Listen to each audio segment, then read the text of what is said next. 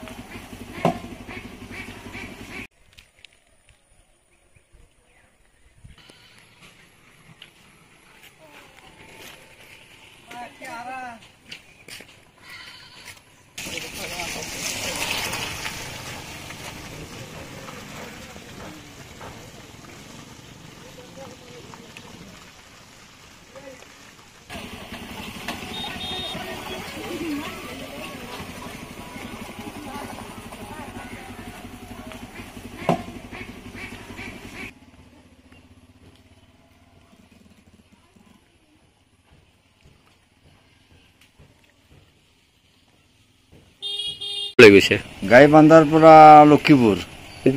কিমান দিন হলে এনেকুৱা অৱস্থাত আছে এক মাহ ডেৰ মাহ হলো এনে আৰু বেছি খাৰাপ হৈছে ৰাস্তাটো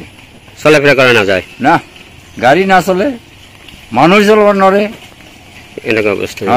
এনেকুৱা অৱস্থা ইয়াৰ এমএলএ কোন আতমুল্লাহ তেখেত আহেনে নাই নাই নাই খবৰ নাই তাৰ কামে নকৰে না না ৰাস্তাত নাহে আপুনি বিচৰা বাতৰি পাব কেৱল নিউজ 18 এপত